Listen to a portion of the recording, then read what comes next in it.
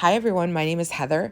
Today I'm going to be working on this project for a collaboration that I'm participating in. It is hosted by Ruby&Pearlxo and Angela Kerr, and they have created a month-long crafting, journaling collaboration called A Garden Story. So the way it works is every day we are given a prompt, and there are two creators that will create videos for that prompt. And then for the prompt, one of the creators does rustic and grungy version of it, and then the other one does bright and shabby version of it. So it's really a cute concept. I love how they set this up. So my prompt is secret garden pockets, and I'm sharing my day with Carol Laws. I am going to be doing the rustic and grungy version of this, and she is going to be doing the bright and shabby version. Let's see, what else do I have to say about all this? I will post the link in my description box below. There's one link. It will take you to everyone who's participating in this. So you can follow everyone. Maybe you'll find some new people that you haven't seen before. And there is a hashtag. Also, there's a giveaway. If you want to participate in the giveaway, you have to like everybody's video and leave a comment on every video. And then at the end, they will have a video, or Ruby&Pearlxo will do a video on the winners for the giveaway. So with all of that said, thank you so much, ladies, for inviting me to participate in this. I think it's a lot of fun, and I'm excited to share my project with you guys. So let's get started. So these are the papers that I printed for my project. I'm not sure if they are Ruby&Pearlxo's papers or Angela Kerr's, but they both have created a lot of really pretty papers for the garden story theme, and you can find their papers in their Etsy shop. So yeah, so I'm going to be using these ones. So to get started, I'm just cutting out the images that I think I want to use for this. For these pockets, I need one image for the front and one for the back, and I'm going to use Vintage Ledger as my base. So basically, I'm using that image to kind of measure and create the base size so you can make these at any size. So whatever image you decide to use, you just kind of fold and tear around the image, and that will give you your size for your squares. So here I'm just folding and tearing. I like the torn and tattered look of these, and if you watch my channel, you know that I don't use rollers, so this is just how I do it. I kind of wing it.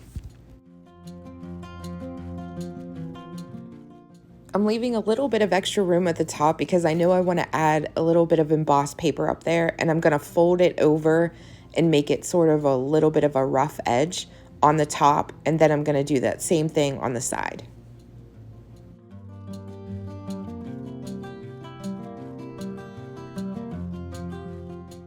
So now that I have the base size how I want it, I'm going to tear out another piece like that, another square in the same size as the first one. So one's going to be the front and one's going to be the back. So now that you have your two identical base sizes, you're good to go. And then this is going to be the most important part. Whenever you glue, you want to glue around all of the edges, the top, bottom, and sides. But just make sure you don't put any glue in the middle because we are going to be creating a pocket later.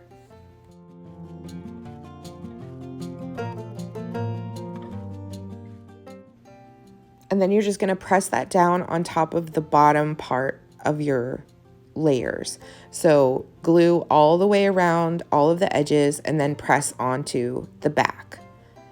So you want the two sheets kind of sandwiched together. And then you can see on mine, I liked how the edges were folded over. It kind of gives it a little bit more of a torn, tattered look.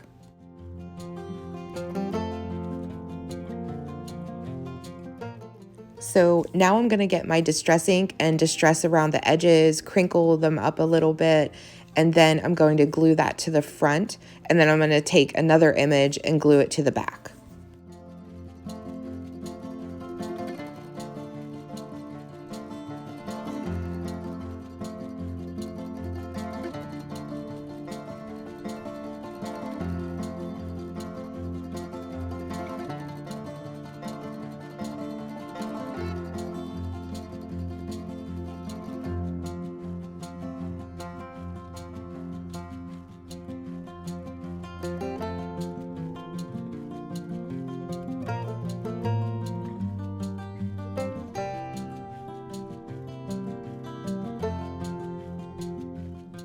Okay, so you are going to need a pair of scissors for this next part.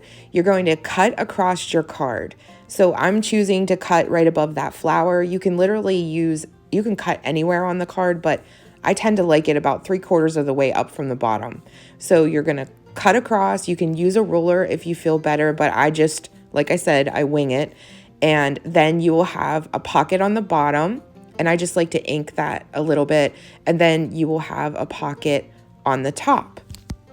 My cut across is probably not perfectly straight, so if you really want a super straight line across, you could use a ruler and use a pencil and then just cut on your pencil line.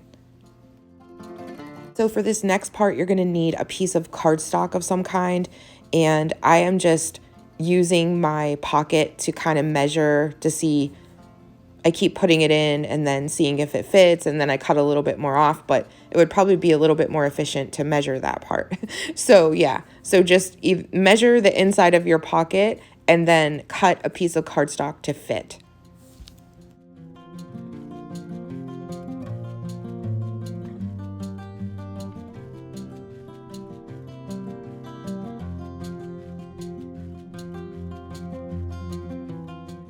So now that you have that cut, you're just going to slip it inside to make sure it fits in that bottom part.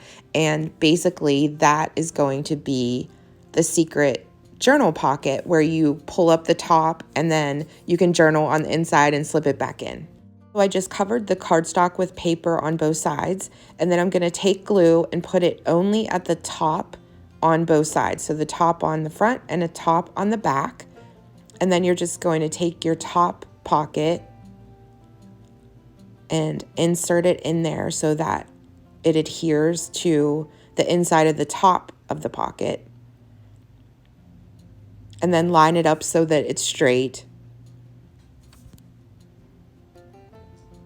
And then once you do that, you can put it into the bottom of your pocket, and there is your secret pocket.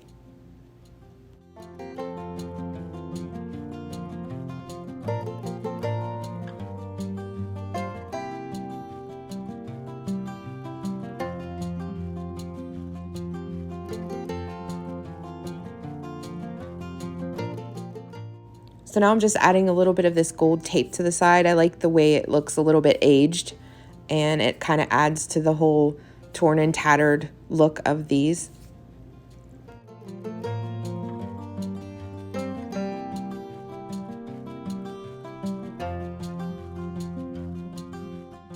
So next I'm just using my circle punch to make a little circle, and I'm going to put it at the top, kind of like a tag. And then I am going to punch a hole with my crocodile and then add a ribbon for the top.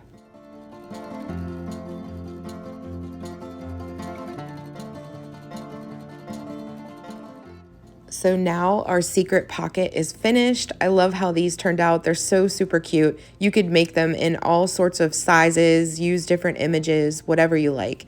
And then slip them in your journals or give them as a gift. I went ahead and made a second one, and I love how that one turned out with the jute at the top. It's so pretty. I love these florals. They're beautiful. So thank you guys so much for watching. I hope you enjoyed this process, and I hope you feel inspired to make some for yourselves. Also, make sure you check out all of the other creators that are part of the collaboration, and I hope you guys have a wonderful day.